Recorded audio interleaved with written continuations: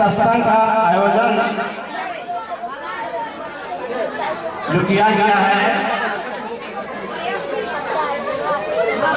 यह सत्संग समूह का नहीं मिलता।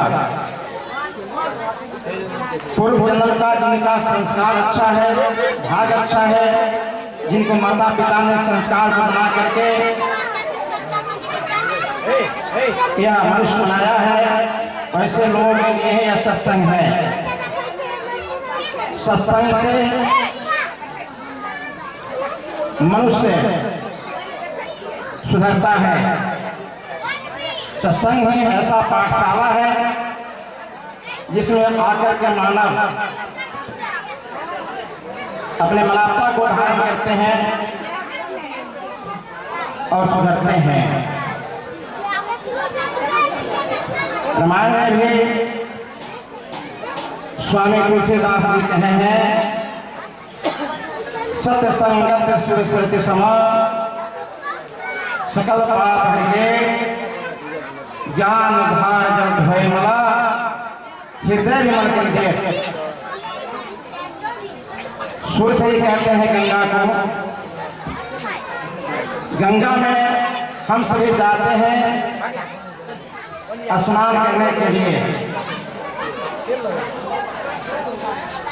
तो स्नान करने से हम लोगों का जो तन का मैल है वो धुल जाती है, या हम वस्त्र को साफ कर लेते हैं। लेकिन यह सत्संग रूपी गंगा में आपका हृदय में जो मैल है, हृदय में जो आवरण है, और धुल जाती है और हम सब पवित्र हो जाते हैं। यह सत्संग से, सत्संग की महिमा हमारे तुलसीदास जी रामायण में बताए हैं। और सत्संग की महिमा से मनुष्य सुधरे तो सुधरे, क्या पशु पक्षी भी सुधर जाते हैं। और साथ में कहता है सत्संग की महिमा के बताते हुए,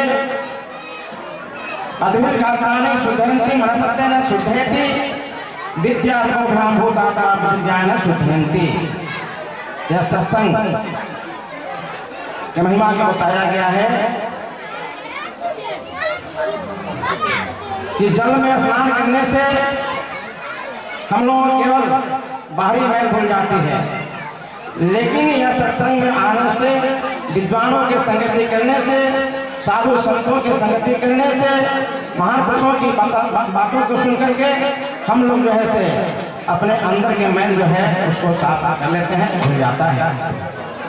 और सत्संग में मनुष्य सुधरे तो सुधरे, क्या पशु पक्षी भी सुधर जाते हैं। यह सत्संग की कृपा है, सत्संग की महिमा है। एक छोटा सा लघु दृष्टांत है।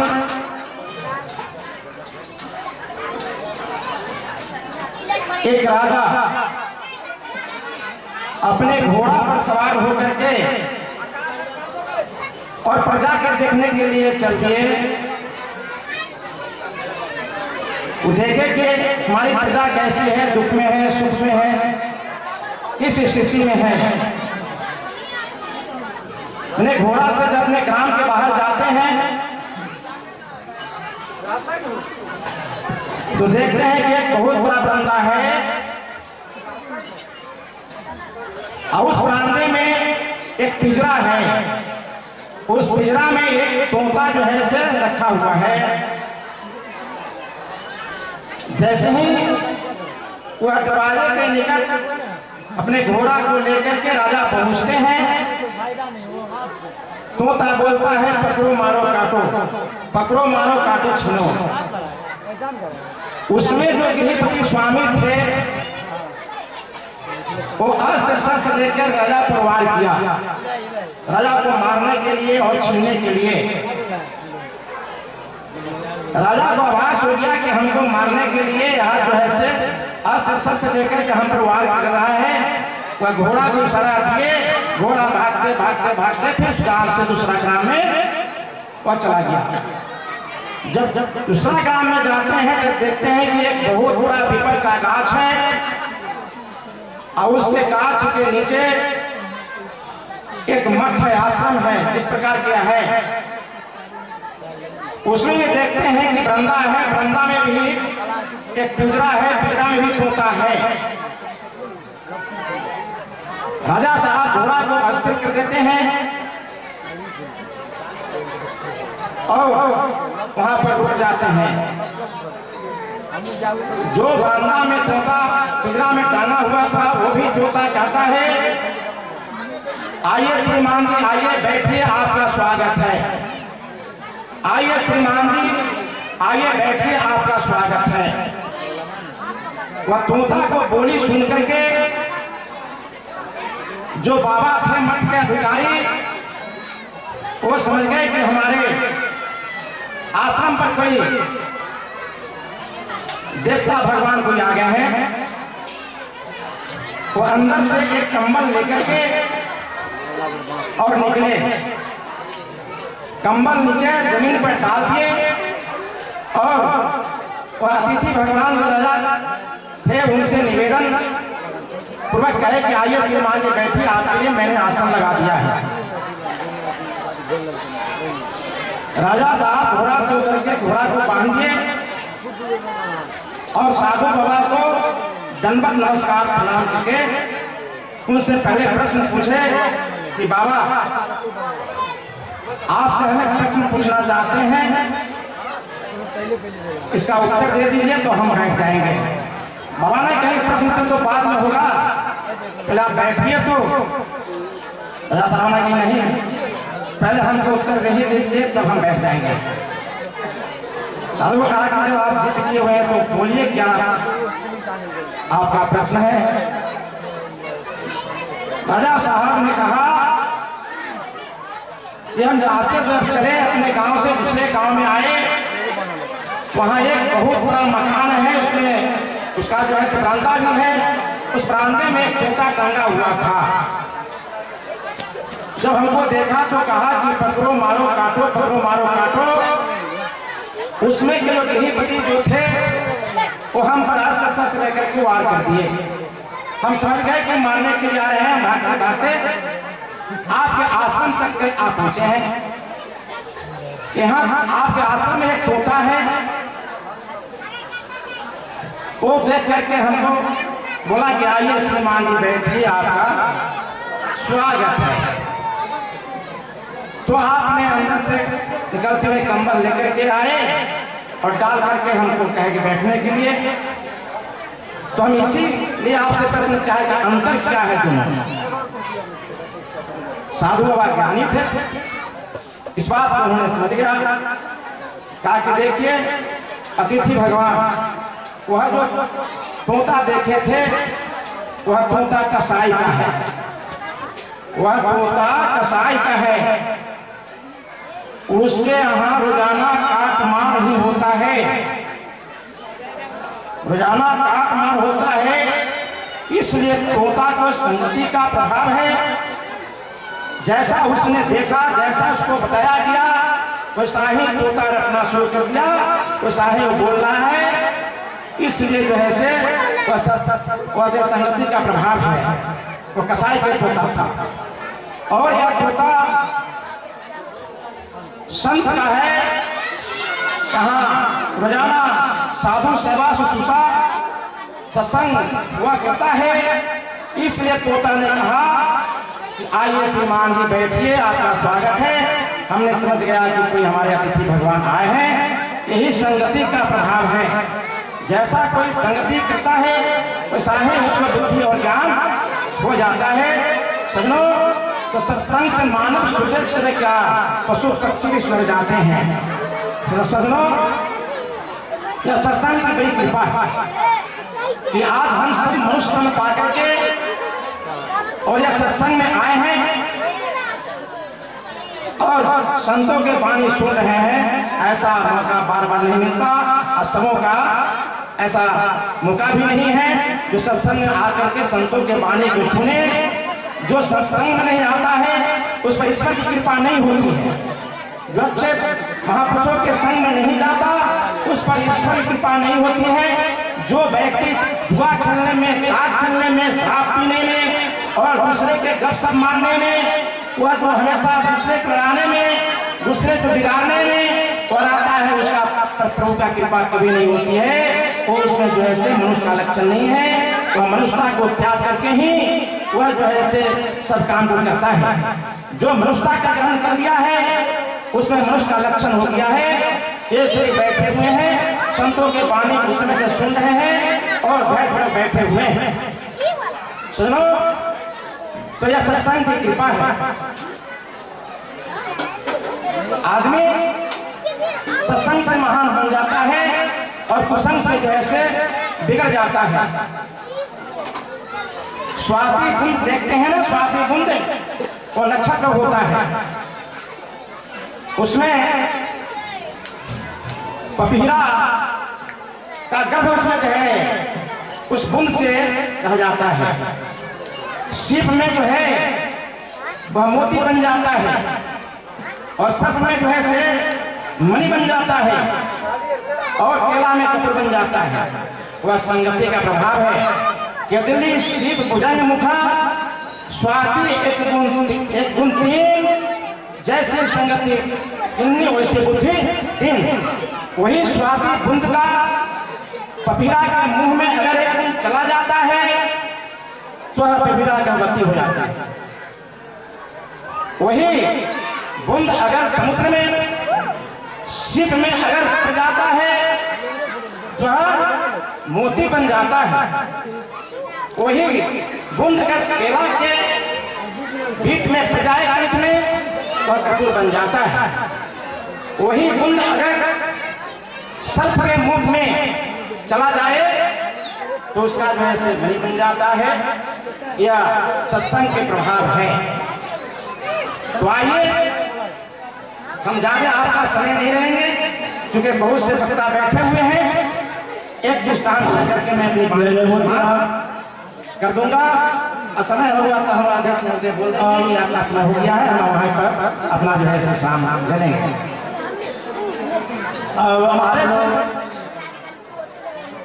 हमारे संत कबीर साहब जिस समय काशी के पावन धरती लहलहारा पर उनका अपहृत हुआ था, उस समय हिंदू और मुसलमानों में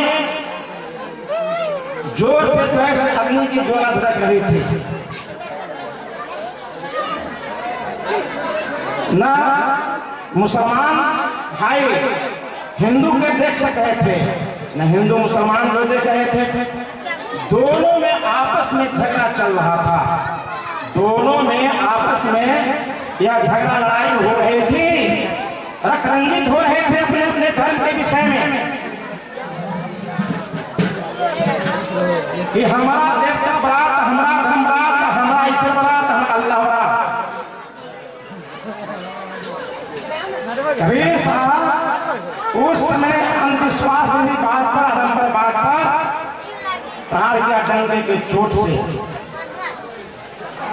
आज भी काशी नगरी ब्राह्मणों का बोलवाला है और उस समय भी बोलवाला था। ब्राह्मण के प्रति आप क्यों नहीं बोल सकते थे, आवाज नहीं निकाल सकते थे? किसी के हिम्मत नहीं हुई थी ब्राह्मण के खिलाफ हो गए।